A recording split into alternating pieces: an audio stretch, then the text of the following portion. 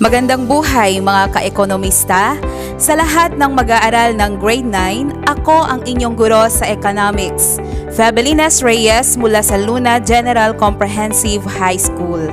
Nasa ika-6 na module na tayo ng Araling Panlipunan 9 Economics. Maraming mga consumer ang hindi nakakaalam sa mga karapatang dapat taglayin nila upang proteksyonan ang sarili laban sa mga mapang-abusong entrepreneur.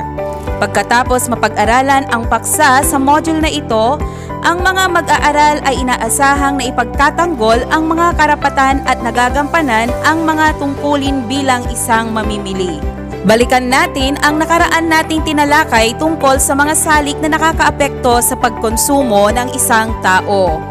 Pagbabago ng presyo, kita, okasyon, mga inaasahan, pagkakautang, pag-aanunsyo o demonstration effect, panahon at panlasa.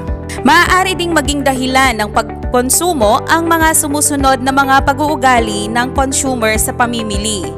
Una, nakaugaliang pamimili, limitadong pagdedesisyon sa pamimili, mahirap na pagdedesisyon sa pamimili at biglaang pamimili. Ang mga batas ng pagkonsumo ay ang mga sumusunod: ang Law of Variety, ang Law of Harmony, Law of Imitation, Law of Diminishing Utility at ang Law of Economic Order. Nakapaloob sa ilalim ng Law of Economic Order ang mga sumusunod: ang Standard of Living, ang Poverty Standard, Bare Living Standard, Decency Standard at ang Luxury Standard. May kalalagayan sa pamumuhay ang mga Pilipino. Ito ay ang poverty line at ang poverty incidence. Naranasan mo na bang nakabili ng isang depektong produkto? Ano ang iyong naging hakbang upang masolusyonan ang mga ito? Sa module na ito ay mapag-aaralan ang tungkol sa karapatan at tungkulin ng mga mamimili. Kinabibilangan ng 8 karapatan ng mamimili, 5 pananagutan ng mga mamimili at ang Consumer Protection Agencies. Sa usapin pa lamang ng pag-aanunsyo, nasusuri na may potensyal na panganib na maibubunga nito sa pagkonsumo ng mamimili. Dahil dito, kinikilala ng pamahalaan ang mga karapatan ng mga mamimili at maging ang mga responsibilidad na dapat gampanan ng isang mamimili. Ating alamin ang batas na nangangalaga sa kapakanan ng mga mamimili. Nakatakda sa Republic Act of 7394 o kilala sa tawag na Consumer Act of the Philippines, ang kalipunan ng mga patakarang nagbibigay ng proteksyon at nangangalaga sa interes ng mga mamimili. Isinusulong din ng batas na ito ang mga kagalingang dapat makamit ng lahat ng mamimili. Itinatadhana ng batas na ito ang mga pamantayang dapat sundin sa pagsasagawa at operasyon ng mga negosyo at industriya. Ang mga sumusunod ang binibigyang pansin ng batas na ito: A. Kaligtasan at proteksyon ng mamimili laban sa panganib sa kalusugan at kaligtasan. B. Proteksyon laban sa mapanlinlang at hindi makatarungang gawaing may kaugnayan sa operasyon ng mga negosyo at industriya. C. Pagkakataong madinig ang reklamo at hinaing ng mamimili. D. Representasyon ng kinatawan ng mga samahan at mamimili sa pagbalangkas at pagbuo ng mga patakarang pangkabuhayan at panlipunan. Mayroong 8 karapatan ng mamimili. Ang Kagawaran ng Kalakalan at Industriya o Department of Trade and Industry o DTI ay naglabas ng 8 karapatan ng mga mamimili upang maging gabay sa kanilang transaksyon sa pamilihan. Una, karapatan sa pangunahing pangangailangan. May karapatan sa sapat na pagkain, pananamit, masisilungan, pangangalagang pangkalusugan, edukasyon at kalinisan upang mabuhay. Ikalawa, karapatan sa kaligtasan. May karapatang bigyan ng katiyakang ligtas at mapangalagaan ka laban sa pangangalakal ng mga panindang makakasama o mapanganib sa iyong kalusugan. Ikatlo, karapatan sa patalastasan. May karapatang mapangalagaan laban sa mapanlinlang, madaya at mapanligaw na patalastas, mga etika at iba pang hindi wasto at hindi matapat na gawain. Ito ay kailangang malaman ng mga mamimili upang maiwasan ang pagsasamantala ng iba. Ika-4, karapatang pumili. May karapatang pumili ng iba't ibang produkto at paglilingkod sa halagang kaya mo. Kung ito ay monopolisado ng pribadong kumpanya man, dapat na magkaroon ka ng katiyakan sa kasiyasiyang uri at halaga ng produkto nila. Panglima, karapatang dinggin. May karapatang makatiyak na ang kapakanan ng mamimili ay lubusang isinasaalang-alang sa paggawa at pagpapatupad ng anumang patakaran ng pamahalaan. Ika-6, karapatang bayaran at tumbasan sa anumang kapinsalaan. May karapatang bayaran at tumbasan sa anumang kapinsalaan na nagbuhat sa produkto na binili mo. May karapatan kang mabayaran sa anumang kasinungalingan o mababang uri ng padinda o paglilingkod na ibibigay o ipinagbibili kahit na ito ay sa pagkakamali, kapabayaan o masamang hangarin. Dapat na magkaroon ng walang bayad na tulong sa pagtatanggol sa hukuman o ng pag-aayos sa paghahabol.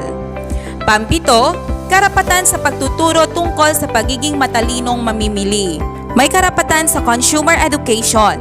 Nagtatanong at nagtatanggol sa iyong karapatan. Ito ay nagtataglay ng karapatan sa katalinuhan at kaalaman na kinakailangan upang makagawa ng hakbanging makatulong sa mga desisyong pang-mamimili. Ika-8, karapatan sa isang malinis na kapaligiran. May karapatan sa kalayaan, pagkakapantay-pantay at sapat na mga kalagayan sa buhay na nagbibigay pahintulot sa isang marangal at maayos na pagkatao. At ikaw ay may malaking pananagutan na pangalagaan at pagbutihin ang iyong kapaligiran para sa kalusugan at kinabukasan ng ating saling lahi. Ngayon ay dumako naman tayo sa 5 pananagutan ng mga mamimili. Ang kagawaran ng kalakalan at industriya ay nagpalaganap rin ng 5 pananagutan ng mga mamimili. Ang mga sumusunod ay ang mga pananagutang binabanggit. Una, mapanuring kamalayan. Ang tungkuling maging listo at mausisa tungkol sa kung ano ang gamit, halaga at kalidad ng mga paninda at paglilingkod na ating ginagamit. Ikalawa, pagkilos. Ang tungkuling maipahayag ang ating sarili at kumikilos upang makatiyak sa makatarungang pakikitungo kung tayo'y mananatili sa pagwawalang bahala. Patuloy tayong pagsasamantalahan ng mga mandarayang mga ngalakal.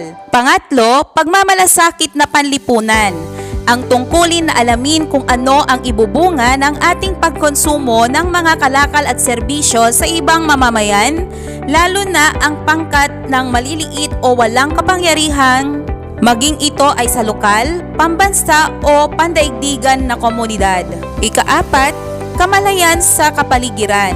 Ang tungkulin na mabatid ang kahihinatnan ng ating kapaligiran bunga ng hindi wastong pagkonsumo.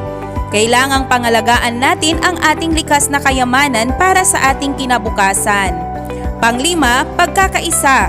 Ang tungkuling makapagtatag ng samahang mamimili upang magkaroon ng lakas at kapangyarihang itataguyod at mapangalagaan ang ating kapakanan. Ngayon ay dumako tayo sa Consumer Protection Agencies. Ang mga sumusunod ay mga ahensya ng pamahalaan na tumutulong upang maisulong ang kapakanan ng mga mamimili. Ito ay ang Bureau of Food and Drugs o kilala sa tawag na BFAD. Hinggil sa hinaluan, pinagbabawal, maling etiketa ng gamot, pagkain, pabango at bake-up. Ang City, Provincial, Municipal Treasurer hinggil sa timbang at sukat, madaya o tampered na timbangan at mapanlinlang na pagsukat. Ang Department of Trade and Industry hinggil sa paglabag sa batas ng kalakalan at industriya, maling etiketa ng mga produkto, madaya at mapanlinlang na gawain ng mga mangangalakal. Ang Energy Regulatory Commission o kilala sa tawag na ERC ay tumatanggap ng mga reklamo laban sa pagbebenta ng di wastong sukat o timbang ng mga gasolinahan at mga mangangalakal ng liquefied petroleum gas. Ang Environmental Management Bureau, namamahala sa pangangalaga sa kapaligiran. Ang Fertilizer and Pesticide Authority hinggil sa hinaluan, pinagbabawal, maling etiketa ng pamatay insekto at pamatay salot. Housing and Land Use Regulatory Board, nangangalaga sa mga bumibili ng bahay at lupa pati na rin ang mga subdivision. Ang Insurance Commission ay hinggil sa hindi pagbabayad ng kabayaran ng seguro. Ang Philippine Overseas Employment Administration or POEA ay tumatanggap ng reklamo laban sa illegal recruitment activities. Ang Professional Regulatory Commission o PRC ay hinggil sa mga hindi matapat na pagsasagawa ng propesyon, kabilang na ang mga accountant, doktor, engineer at iba pa. Ang Securities and Exchange Commission or SEC ay hinggil sa paglabag sa binagong Securities Act tulad ng pyramiding na gawain. Ayan ang mga agencies na handang tumulong sa bawat isa sa mga panahon na kailangan natin ang kanilang proteksyon. Ngayon, balikan natin ang ating mga tinalakay. Ito ay ang 8 karapatan ng mamimili, ang 5 pananagutan ng mga mamimili, ang Consumer Protection Agencies, at huwag nating kalimutan ang mga mahahalagang kaalaman na dapat tandaan. Una, binibigyan ng malawak na karapatan ang pamahalaan ang bawat mamimili sa pamamagitan ng Consumer Act of the Philippines. Ikalawa, tungkulin ng mamimili ang pagiging responsable sa kanyang pamimili at pagdedesisyon. Pangatlo, upang maging responsableng mamimili, kinakailangang naitakda ang sarili niyang pangangailangan at kagustuhan. Pang-apat, mahalagang magbayad ng wastong halaga ang mamimili para sa kanyang pagkonsumo. Panglima, pangunahin sa mga tungkulin ng DTI ang pagtiyak sa kalidad ng kaligtasan ng mga produkto. Pang-anim, mahalagang sundin ng mamimili ang mga payong hakbangin sa pagkonsumo ng bilihin. Pampito, ang mga babala at paalala na nakatatak sa isang produkto ay kailangang basahin ng mamimili bilang limitasyon. Pangwalo, sa usapin pa lamang ng pag-aanunsyo, masusuri na may potensyal na panganib na maibubunga sa kanilang sarili ang pagkonsumo ng mamimili. Pangsyam, tangkilikin ang mga produktong nilikha ng Pilipinong bahay kalakal. At pangsampo, tandaan na ang pagkonsumo ng produktong dayuhan ay nakapagpapababa ng kita ng bansa. Ngayon ay dumako tayo sa inyong module.